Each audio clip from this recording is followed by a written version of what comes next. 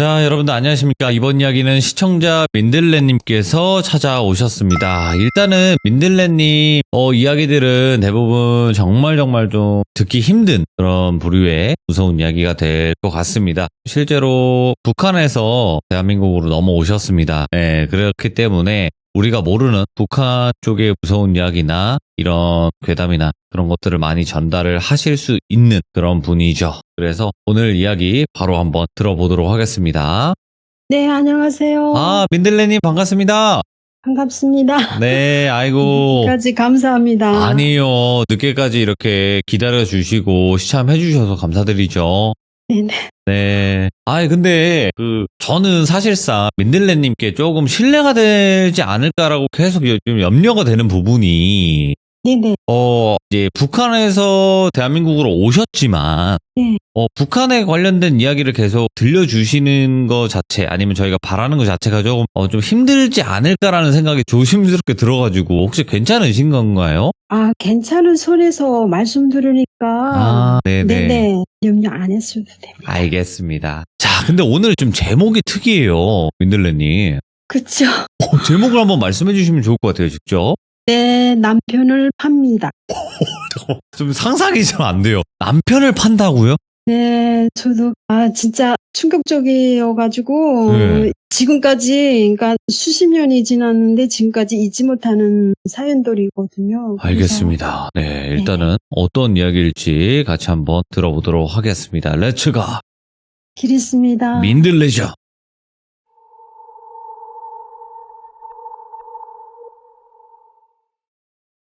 이번 키워드는 방금 말씀드린 것 같이 내 남편을 팝니다라는 이상한 제목 가지고 왔어요. 오, 예. 북한에서 제가 만났던 빌런과도 같은 형제에게 시집온 두 여성에 대해서 이야기하려고 합니다. 예. 지난 시점에 말씀드렸던 구병사와 오늘 시점에 말씀드리게 될 두 여성이 저의 다사다난했던 자서전에 자리를 잡고 늘 마음을 무겁게 했었는데요. 예. 사람이 그 어떤 행위를 하거나 말을 할 때는 마음속에 가지고 있는 그 어떤 것이 너무 과잉일 때라고 봅니다. 어느 사연을 통해서 저도 좀 내려놓고 싶은 생각이 들어서 들고 왔습니다. 아, 감사합니다. 네. 북한은 귀족분들께서 이해하기 힘든 것이잖아요. 캐고 캐도 파고 파도 그 끝을 알 수 없는 미스테리한 것이니까. 엄청나죠. 네. 네, 고기를 태를 묻고 살아온 우리들도 그러한 생각이 드는데 귀족분들은 더 하시 그러라 생각됩니다. 그래서 이해를 답적고자 저는 상황 설명이 약간 길어지는데 조금 간략해서 말씀드리도록 하겠습니다. 부대에서 제가 식모를 할 때 한 3년 되었을 때 가까운 농촌에 우리가 일하러 갔어요. 직원분 4명서. 네. 4명서 갔는데 3명은 남자분이니까 저는 여자고 하니까 집을 따로따로 잡아야 했어요. 근데 북한에는 뭐 호텔이나 모텔 같은 그런 숙박시설이 따로 없어요. 아, 예. 네, 그래서 부득이하게 개인 집에서 묵고 돈을 지불하죠. 네. 밥술이나 먹고 사는 사람들은 그런 일을 안 하죠. 정말 가난한 집들에서 돈을 받고 재워주고 생활 유지를 하는데요. 기차역이나 도시 같은 데는 어마어마하게 많은데 이 농촌에서 있는 경우가 쉽지 않거든요. 아, 예. 네, 저희들이 따로 밥을 해먹을 여유가 없어서 각자 숙소에서 해결하기로 했어요. 네. 숙소를 정하기가 너무 힘들었는데 그곳 마을 반장이 수소문하더니 저에게 아이가 많은 집인데 괜찮냐고 물으시는 거예요. 그래서 네 하고 대답을 했고 그 집으로 들어갔어요. 당시 제가 32살이었는데 주인집 여자는 39살이라고 했어요. 일반 농촌 여자들과는 다르게 체육하는 사람처럼 키도 크고 체격도 좋고 성격 또한 쾌활하고 젠틀했는데 저와 나이가 비슷하다고 해서 마음이 꼭 들었습니다. 그날 저녁 남편이 돌아온 후 저녁을 먹고 첫날은 초면이니까 별다른 일이 없이 밤을 지새우고 그 다음날 11살 나는 아들이 맏이었는데 미꾸라지 몇 마리를 잡아왔으니까 그걸 가지고 오죽을 쏟어요. 오죽. 네. 예, 그래서 집안에 비린내가 너무 심했는데 제가 어릴 때부터 이유를 알 수 없는데 모든 육고기가 비린내 나는 생선을 못 먹거든요. 네. 지금까지도 곁에 가지도 못하는데 특히 생선은 더 불화하거든요. 왜 그러냐고 부부가 묻길래 오해할까봐 다급히 말했죠. 아, 제가 이러이러해서 못 먹는다고 했어요. 하니까 남편이 하는 말이 아, 너무 좋은 사람이네요. 먹지 못하는 것이 있다는 게 행복이죠 하면서 말문이 터지기 시작했는데 엄청 간사한 말투라고 표현할까요? 다사하고 말이 많고 초면인데 별소리를 다 하는 거예요. 듣는 내내 이 사람 방년의 여자를 꼬시고 다녔겠다 하는 느낌이 강하게 들더라고요.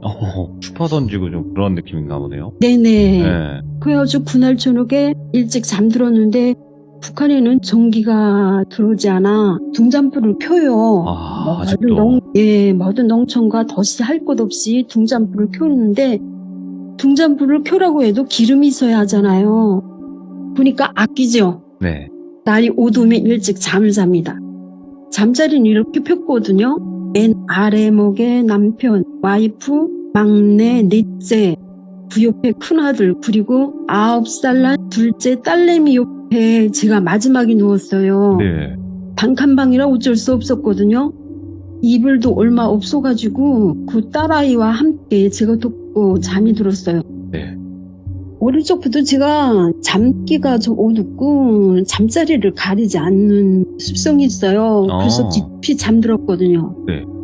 눕자마자 잠이 들었는데 그날은 달 밝은 밤이었어요. 북한의 대다수 농촌 창문은 유리가 없어요. 모두 비닐로 되어 있는데 그래도 희미하게 달빛이 비쳤죠. 네. 정신없이 자다가 문득 갑자기 저희 귀에 남자의 거친 숨소리가 들리는 거예요. 예? 꼭 저희 귀에다 대고 숨을 쉬는 것처럼 크게 들리니까 제가 깬 겁니다. 뭐야? 천천히 눈을 떴죠. 보니까 달빛에 그 남자가 보이는데 저희 곁에 앉아서 저를 지금 내려다보고 있는 겁니다. 예. 몸이 굳어지고 이게 뭐지? 이 사람 왜 이러지? 그 짧은 순간에 많은 생각이 확 지나갔는데 만약 그 사람이 저를 터치했더라면 제가 소리를 질렀겠죠. 근데 아직 그 상황까지는 가지는 않았지만 꼭 행동하기 직전인 것 같아요. 예. 벌떡 일어나지도 못하고 어떻게 할까 손을 꽉 쥐고 생각하다가 제 옆에서 정신없이 자는 그 집 주인집 딸아이의 호복다리를 있는 힘껏 꺼집었어요. 제발 깨라 하고 빌면서 꺼집었으니 얼마나 아팠겠어요. 그렇죠. 지금도 생각하면 너무 미안한데 아이가 아프니까 와 하고 큰 소리로 울어요. 예. 조용하던 방 안에 아이들이 깨는 소리가 들리자 부진 남편이 벌떡 일어나 자기 자리로 가면서 저를 욕하는 겁니다. 뭐라고요? 쌍욕을 하죠. 버저기 매를 둔다더니 자존심이 상했던 거죠. 예?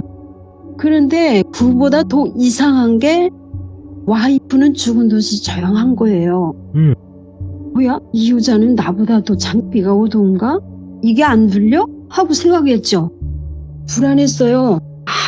저 또라이 같은 사람이 다 있냐. 곁에 초자식들을 놔두고 미쳤네. 황당하고 너무 놀라서 심장이 두근거렸죠. 예. 일단 오늘은 이렇게 넘겼는데 내일은 어떡해요. 보름 동안인데 숙소를 옮겨야겠다 생각했고 남자의 코 고는 소리가 나서야 겨우 잠이 들었어요. 예. 다음날 아침 깨어가지고 눈을 뜨면 그 집 남자 어떻게 얼굴을 보냐 하고 실눈을 뜨고 옆을 보니까 아이들만 보이는 겁니다. 남편분은 안 보여요. 아내분은 부엌에서 불을 떼고 있고 제가 부엌으로 들어가서 아저씨 어디 갔어요? 하니까 너네 댄 물을 보러 갔대요. 그러면서 세수대야에 도움을 주고 세수하세요 하고 상냥한 말을 건네는데 듣기가 어색했고 저하고 눈을 마주치기 피하는 게 보였어요. 예. 그래서 저는 저 여자 어젯밤에 알고 있구나. 알면서도 모르는 척을 하누나 왜지? 하는 생각이 드는 거예요. 언니 어젯밤에 아시죠? 그 상황에 잠이 들어있다는 게 말이 안 되는데 하고 물었죠.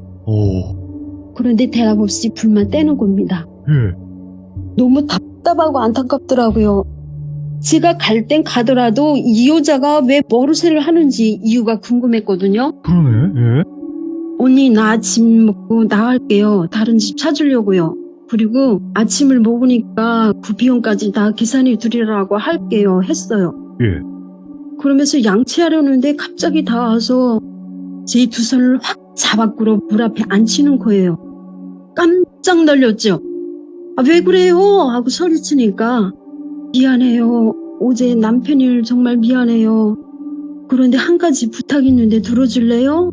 예. 뭔데요? 그냥 눈 한 번 꾹 감고 우리 남편하고 같이 자고 우리 집에 있어주면 안 돼요? 오. 뭐라고요? 제가 소리쳤어요. 예. 저는 정말 이 여자가 덜었나 했어요. 어제는 엄청 좋은 분으로 봐왔는데 이제 보니 팔싹둥이네 하고 생각했어요. 네. 일반적으로 팔싹둥은 미숙아를 칭하는 말인데 북한에서는 이 표준보다 좀 모자라고 약간 바보 같은 사람들을 가리키는 말로 쓰거든요. 아, 여기죠 일종의. 예. 언니 돌았어요? 완전 미쳤네 하며 어이없어 하니까 제 손을 잡고 간청하는 겁니다. 눈빛 보니까 그냥 해보는 소리가 아닌 진심인 거예요. 제발 부탁해 우리 좀 도와줘 하길래 아니 도와줄 게 따로 있지 그게 가능한 소리를 해야죠. 언니 남녀 사이에 어떻게 정이 통하고 마음이 통해 함께 사는지 아세요? 하고 물으니까 머리를 흔들어요. 바로 살과 살이 붙으면 거기서부터 시작되는 거예요. 내가 만약 언니 말대로 한번 양보를 해서 아저씨야 하룻밤 잔다 해요. 그래서 내가 아저씨야 살겠다고 하면 언니 어떻게 할래요? 하고 물으니까 머리를 툭 수그리는 겁니다. 예. 그런데 솔직히 그때 당시 제가 어떻게 저를 해보려고 하던 그 남자보다 전 몇 푼에 눈이 멀어 오다 가다 묵는 여자에게 진한 평가 그것을 요구하는 그 와이프가 더 욕겹고 구역질이 났어요. 예. 권한행군 때 남편과 제가 이혼했을 때 그게 제가 이 와이프에게 구토로 흥분할 수 있었던 이유라고 할지 트라우마라고 할지 그런 게 있습니다. 아, 예. 예, 권한행군 때 남편과 이혼하고 친정집에서 살고 있는데 볼 곳이 없어서 하나하나 팔고 금길을 밥 먹듯 하다가 마지막으로 집을 옥수수 한 킬로와 바꿨어요. 북한은 모든 집이 국가집인데 임대료나 월세가 없거든요. 네. 그래서 개인들끼리 매매가 이루어지고 마음대로 집을 늙거나 줄일 수 있습니다. 오, 옥수수 가루로 더전 식사해가지고 수백리 떨어진 바닷가에 저기잡이를 나왔어요. 엄마, 아빠 그리고 15개월 된 딸아이였고서요. 돈을 벌 수 있다고 해서 그렇게 고향을 떠났고 그게 마지막이 되었죠. 바닷가에서 살던 집이 어떤 집이었냐면요. 그 영화 송강호가 주연으로 나오는 그 살인의 추억에서 네. 오프닝 장면에서 그 시가 들어있는 배수구 있잖아요. 아, 예, 있죠. 거기가 바로 저희가 사는 집이었거든요. 예? 여름에는 덥고 겨울에는 추웠는데 눈비를 가려주니까 안전했죠. 거기서 아버지를 잃고 18개월 된 딸아이를 잃었고 후에 자기 아버지에게 맡겼던 7살 난 아들이 영양실조로 두 눈을 못 보게 되었다는 연락을 받아가지고 죽어도 내 무릎에서 숨지고 싶어서 데려와가지고 6개월 만에 이뤘습니다. 상상이 안 되네요. 예. 그런데 그때 저희 곁에서 살던 여자가 이런 말로 저에게 말하는 겁니다. 예. 야, 너가 수천에도 아니고 그게 그렇게 금값이니? 아, 어떻게 해서라도 어린 것들의 배 한 줌을 못 채워줘? 자격이 없는 엄마지 하고 모욕을 하는 겁니다. 그때 그 말이 평생토록 저를 괴롭히고 있거든요. 예.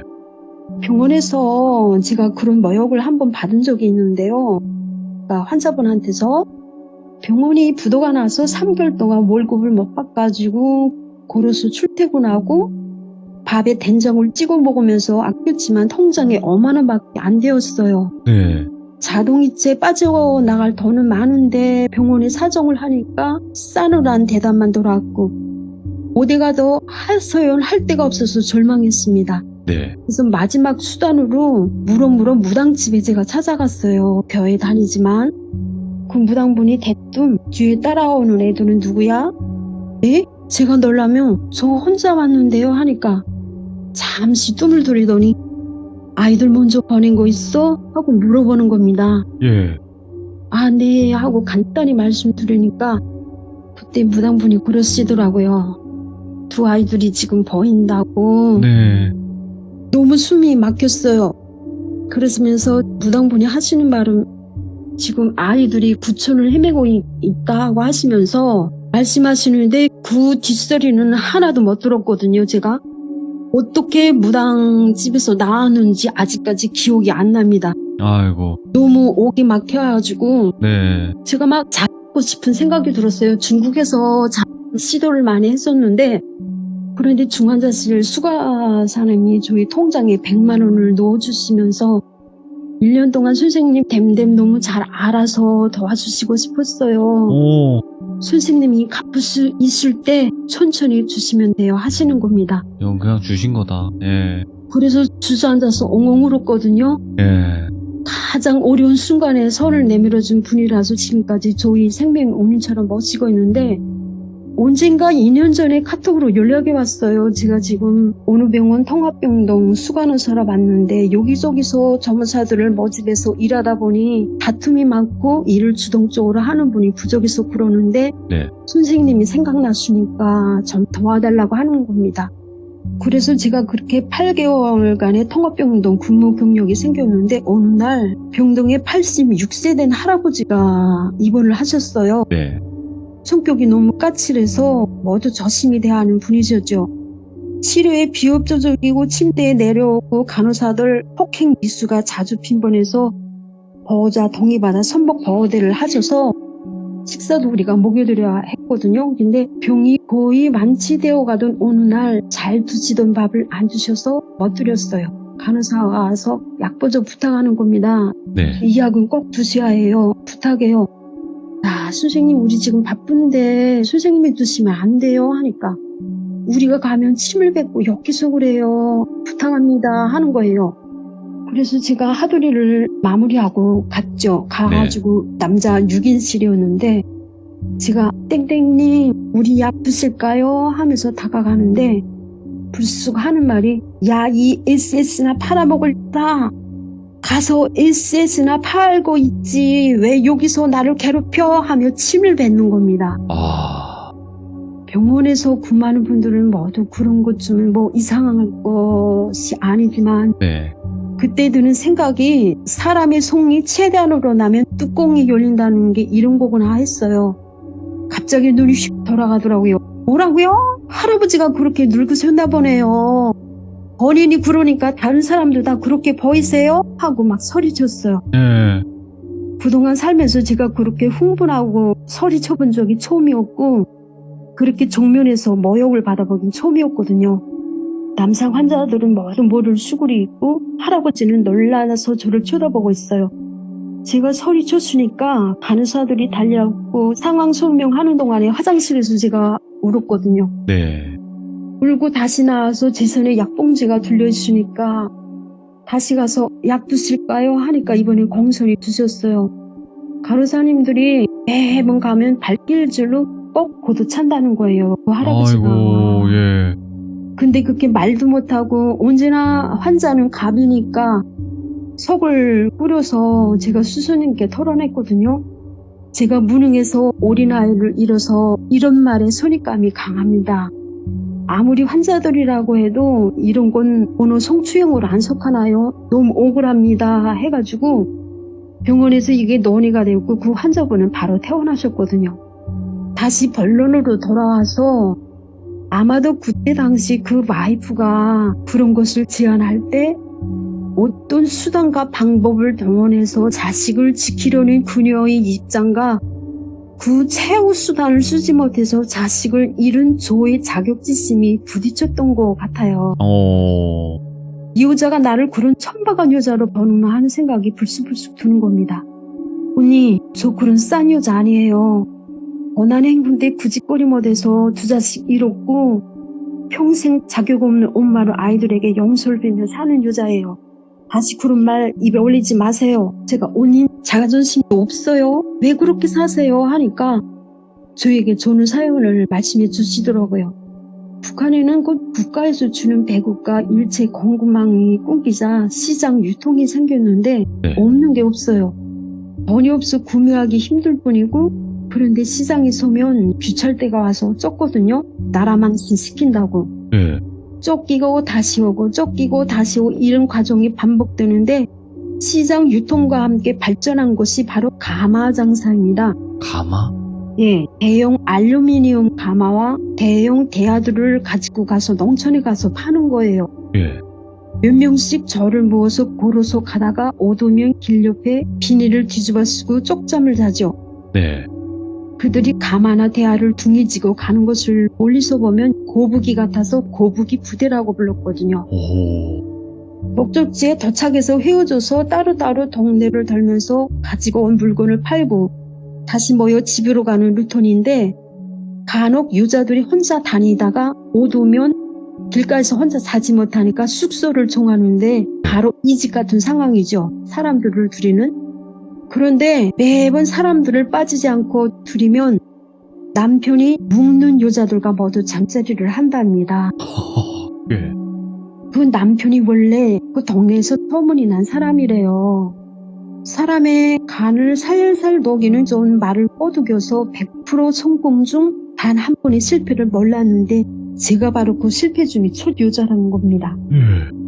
그 말을 듣는 내내 소름이 돋았고 대뜸 제가 언니 헤어지세요. 옛날부터 싸움은 말리고 혼사는 붙이라고 했거든요. 제가 처음 이혼을 강요하는 사례 같아요. 근데 그 여자가 하는 말이 이혼하면 어디 갈 데도 없어요. 그리고 어떻게든 살아야죠. 죽은 양반 산 개만도 못한다는데 이런 게 문제예요? 이제는 습관이 되어서 괜찮아. 이런 모욕은 모욕이 아니야. 이렇게 말하는 겁니다. 예. 너무 쓸쓸했어요. 단칸방에서 어린 자식들과 아내를 곁에 두고 매일 밤 묵고 가는 여자들과의 불장난. 어쩌면 그 아내분의 마음은 아마도 속이 새까맣게 타버려 저는 감각을 느끼지 못하는 것이라는 생각이 들었어요. 그러면서 아이러니한 것이 이렇게라도 자식을 지키는 그녀가 위대하다고 봐야 할지 두 아이를 지키지 못한 저의 상황으로 비교하면요. 이런 모순과 갈등으로 지금까지 제가 잊지 못하는 이유 중에 하나입니다. 그렇게 짐을 제가 싸니까 전 그러면 제가 집을 소개해 줄게요. 어때요? 하니까 우리 시집이요. 뒷집에서 사는데 윗방도 있어요. 해서 그렇게 작은 아들 집으로 옮기게 되었습니다. 네. 여기서 두 번째 요인의 사연이 시작됩니다. 그 집은 시어머니, 아들 부부, 2살 난 손주, 시누이 이렇게 5 식구였는데 다행히도 시누이와 제가 윗방에서 잤어요. 시어머니는 전형적인 그런 여자였는데 맏아들처럼 말이 많고 엄청 잔소리가 심했어요. 둘째 며느리는 맏며느리보다 더 착하고 아주 오진 성격이었거든요. 아들이 2살이 넘었는데 아직 젖을 안 뗐어요. 이유식을 할 나이인데 며느리 말이 시어머니가 어유를 충분히 먹어야 아이가 커서 추위를 타지 않는다고 멋대게 했대요. 며느리는 대가 한번 못하고 솔솔 기는 겁니다. 어느 날 그 집에서 두부를 했는데 다 끝나고 제가 며느리 도와서 뒷설거지를 도와주고 있었는데 두부를 하고 나면 가마에 누룽지처럼 얇게 붙거든요. 두부물이. 그게 잘 떨어지지 않아. 물이 붉어야 떨어지는데 며느리가 안간히 힘을 쓰며 굵어요. 그걸 허겁지겁 먹더라고요. 예. 제가 보다 못해 언니 그거 붉으면 잘 떨어지거든요. 잡수고 싶으면 저거 두부 드시면 되잖아요 하니까 그거 먹으면 시어머니께 혼나요. 이것도 고소하고 맛있어요 하며 혜지씨 웃는데 얼굴에 주근깨가 가둬가고 막 야외였더라고요. 근데 이때 방문이 벌컥 열리더니 아니 뭘 그렇게 개구리 든 사람처럼 그러냐. 개가 새끼 낳아서 젖이 많이 나야 할 텐데 개 먹일 것까지 다 훔쳐먹어 하고는 쌩하고 방문을 닫는 겁니다. 예. 와 지금 2살 난 커다란 애가 모유를 하잖아요. 엄마가 부실하게 먹는 데다가 배가 안 차는지 아이가 엄마한테서 또로를 앉아요. 낮에는 농사일하고 점심시간에는 밥을 먹고 뗄나무를 해야 되는데 뗄나무라는 게 옥수수 뿌리 뽑아서 말려 떼는 거거든요. 네. 며느리가 입에 들었던 누룽지를 다시 뱉고 혐오가 들기 시작했어요, 제가. 근데 모의수유를 하신 분들은 알겠지만 남자애들이 여자애들보다 많이 먹거든요. 일정 기간이 지나면 이유식을 해야 엄마도 아이도 건강할 텐데 개걱정을 하면서 며느리와 손주 생각은 안 한 겁니다. 네. 그때 저는 개가 새끼를 낳은 지 수십일이 된 줄 처음 알았거든요. 저녁마다 며느리가 설거지를 해서 제가 더우려고 하면 속을 냅니다. 고마워할 대신에 왜 저러지 했는데 원래 남은 밥을 먹는 거 보고 이가 갔습니다. 얼마나 배고프면 저럴까. 보름 기간인데 제가 큰아들 집에서 이틀 묵었고 둘째네 집에서 5일째 되는 날이었어요. 예. 그날 점심 먹으러 숙소에 가니 집안이 뒤숭숭해요. 이유를 물어보니까 새끼를 낳은 지 25일이 지난 오미개가 죽었대요. 동네 누가 쥐약을 넣은 거죠. 새끼는 이미 눈을 떴고 한 달이 거의 됐으니까 이유식을 하면 되잖아요. 그날 저녁 저는 충격적인 일을 목격합니다. 저녁에 밥을 먹고 저와 시누이가 대화를 하는 중인데 시어머니가 아들이 새끼 강아지 2마리를 가지고 방에 들어와요. 예? 까만 강아지였는데 너무 귀엽고 불쌍했어요. 그래서 제가 이렇게 막 수담고 있는데 시엄마가 부엌에 대고 소리를 지르는 겁니다. 야, 뭐 군뱅이처럼 꾸물거리니 냉큼 들어와. 네 하며 며느리가 들어왔고 앉아라 시엄마가 말했어요. 며느리가 앉자 옷을 얼려라. 며느리가 욕문도 모른 채 웃옷을 걷어 올렸어요. 네? 저도 도대체 뭐 하려는 거야 하고 헐. 주변으로 똑바로 지켜보는데 남편이 한 마리 들고 시어머니가 한 마리 들고 며느리의 강아지 주둥이를 가져다 대는 겁니다. 우유를 먹이는 거예요, 지금? 네. 걔한테? 냄새를 맡은 강아지들이 처음에는 호둥대더니 막 미친 듯이 빨기 시작했어요. 예. 지금도 그 생각하면 몸서리가 치게 되는데 와. 얼마나 세게 빨아대는지 며느리가 힘을 이기지 못하고 휘청거리니까 똑바로 좀 앉아라. 시어머니가 다시 호령합니다. 그 둘째 아들이 맏아들보다 더 똑똑해 보였거든요. 근데 자기 아내의 빠는 강아지들을 보며 귀엽다? 재밌다는 눈빛으로 보며 웃는 겁니다. 예. 며느리가 힘을 이기다 못해 두 팔을 잡고 뒤로 기대면서 아파합니다. 원래 강아지 후빈 힘이 엄청 강하대요. 오. 이 모습이 영화에서나 나올 법한 아니 영화도 이런 연출이 불가능하죠. 없어요. 예, 이런 거 들어본 적도 없고. 공포도 이런 모욕적인 공포가 어디 있을까요? 예. 그렇게 20분 동안 빨던 강아지들이 잠에 들자 안고 밖으로 나갔고 며느리가 막 아파하더라고요. 그래서 제가 다가가 보니까 뚜껑이 찢어져 있고 피가 약간 보여요. 여자들은 유방이라 엄청 예민하잖아요. 너무 아프네 되게 세게 빤다 하며 슬픈 웃음을 짓는데 제가 그만 숨이 꼭 막혀 밖으로 나왔어요. 하나는 가부장적인 덕재로 다른 하나는 마마보이로 자신의 아내들을 정신적으로 이렇게 능욕하는 겁니다. 와. 뭐 그래도 함께 사는 그분들을 보면 할 말이 없지만요.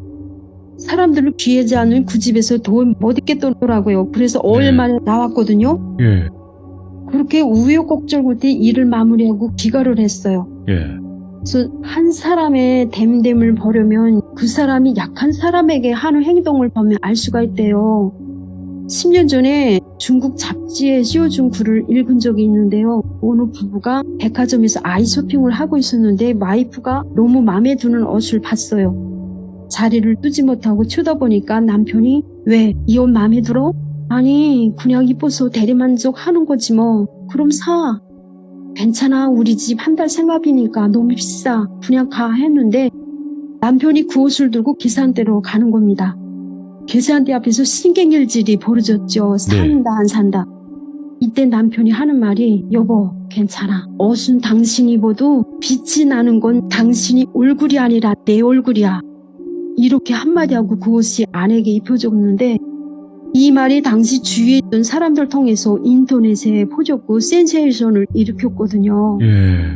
저도 감동이 되어서 울었습니다. 네. 지금도 종종 그 두 요인을 생각한답니다.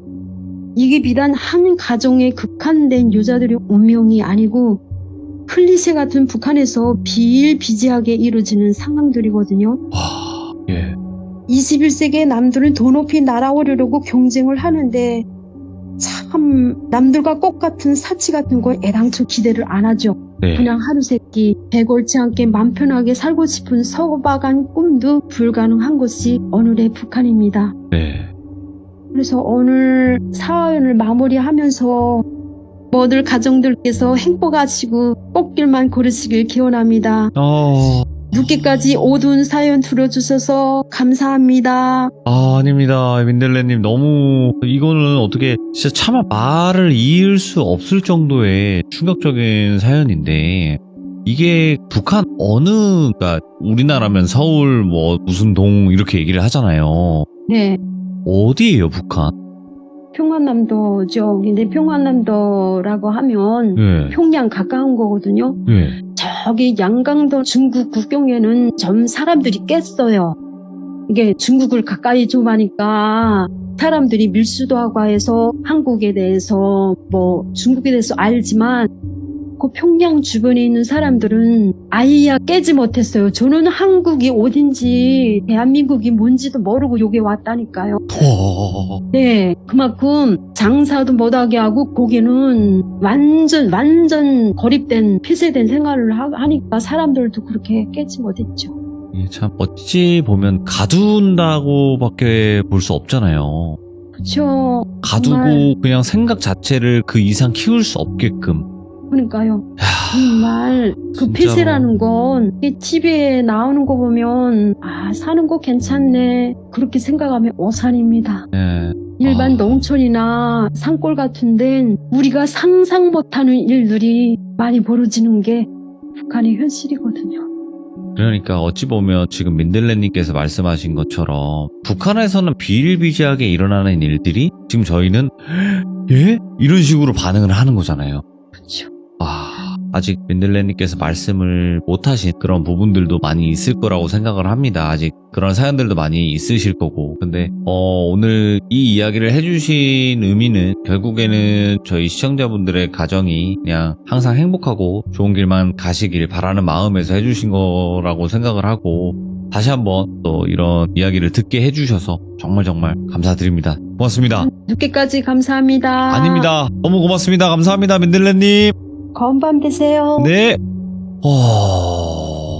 충격도 이런 충격이 없습니다. 네. 민들레님께서 실제로 겪었던 이야기이기 때문에 더 자세한 사항을 이야기를 해주실 수 있는 것 같고, 민들레님의 그 이야기 해주실 때 그 표현 자체가 그냥 굉장해요. 제가 듣기로도 그렇고 우리 시청자분들이 듣기로도 그렇지만 정말 순화해서 이야기를 하시지만 그 안에서의 또 강력함은 있거든요. 굉장히 돌려서 편안하게 순화를 해서 이야기를 들려주신 거라고 저는 생각을 해요. 이 부분이. 그치만 그 충격을 잃지 않는 그런 어휘력과 표현을 써주시는 것 자체가 굉장히 저희로서는 뭔가 너무나 거북하게 들리진 않지만 그래도 그 거북함을 잃지 않는 정말 충격적이네요. 그래서 민들레님께서는 앞으로 이야기가 가능한 선에서는 북한 쪽의 이야기를 들려주실 거라고 생각을 하고, 앞으로의 이야기들도 많은 응원해주시고 많은 기대해주시면 감사할 것 같습니다. 마지막에